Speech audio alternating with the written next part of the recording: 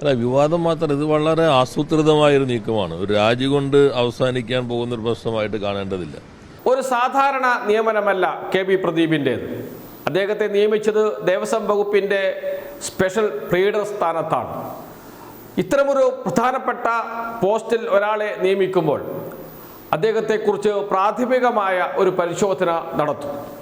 അത് ക്യാബിനറ്റിൽ വരും, നിയമവകുപ്പ് കാണും, ദേവസ്വം മന്ത്രി കാണും, അതിനുശേഷം നിയമമന്ത്രി കാണും, മുഖ്യമന്ത്രി കാണും, ക്യാബിനറ്റ് കാണും.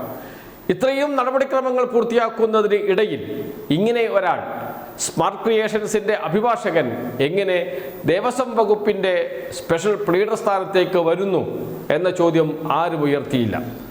അത് വെറുതെ നടന്നതല്ല. അതിന് പിറകിൽ കൃത്യം ഗൂഢാലോചനയുണ്ട്. എന്താണ് ആ ഗൂഢാലോചന? മുൻ നിയമമന്ത്രി P. രാജീവ് അക്കാര്യം കൃത്യം വിവരിക്കുന്നു. 2 ഗൂഢാലോചനകൾ. അത് എന്തൊക്കെയാണ് എന്ന് മറുപടി പറയേണ്ടത് ദേവസ്വം മന്ത്രിയാണ്, നിയമവകുപ്പിൻ്റെ ചുമതലയുള്ള മുഖ്യമന്ത്രി VD സതീശനാണ്. നമുക്ക് എന്താണ് ആ ഗൂഢാലോചന എന്ന് P. രാജീവ് പറയുന്നത് കേൾക്കാം. അല്ല, വിവാദം മാത്രം, ഇത് വളരെ ആസൂത്രിതമായൊരു നീക്കമാണ്. ഒരു രാജി കൊണ്ട് അവസാനിക്കാൻ പോകുന്നൊരു പ്രശ്നമായിട്ട് കാണേണ്ടതില്ല.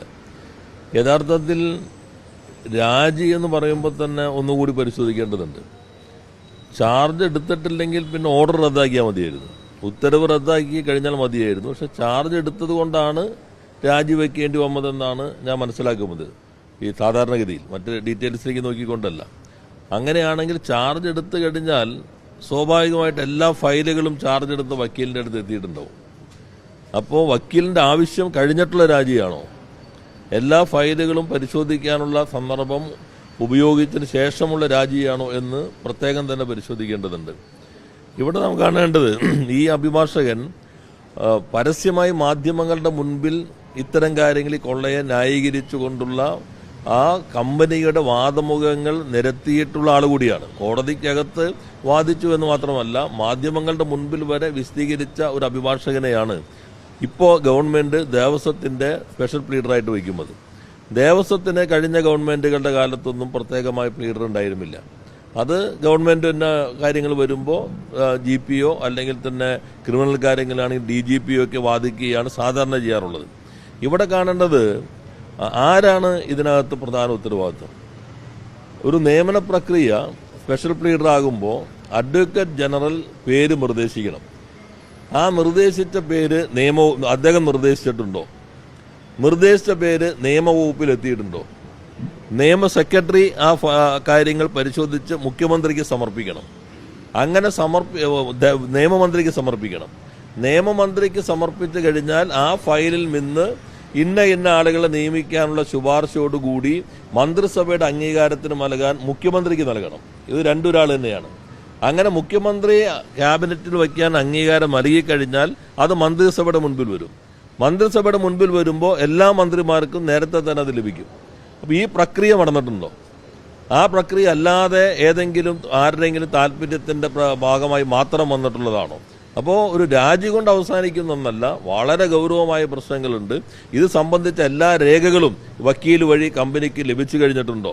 SITയുടെ റിപ്പോർട്ട് ഉൾപ്പെടെയുള്ള എന്തെല്ലാം കാര്യങ്ങളാണ് കക്ഷിയുടെ കയ്യിലേക്ക്, കക്ഷിയുടെ ഭാഗം എന്ന നിലയിൽ ഈ ഗവൺമെന്റിന്റെ വക്കീലിന്റെ ചുമതല എടുത്തിട്ടുണ്ടെങ്കിൽ ആ സന്ദർഭത്തിൽ ലഭിച്ചിട്ടുണ്ട്.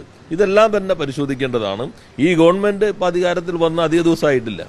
അപ്പോഴേക്കും ഒരാൾ ബന്ധു നിയമനത്തിന്റെ പേരിൽ രാജിവെച്ചു. PSC നിയമനങ്ങളുടെ തീരുമാനമെടുത്തു, അത് റദ്ദാക്കേണ്ടി വന്നു. അപ്പോൾ തെറ്റായൊരു പാതയിലൂടെ ഗവൺമെന്റ് പോകുന്നു.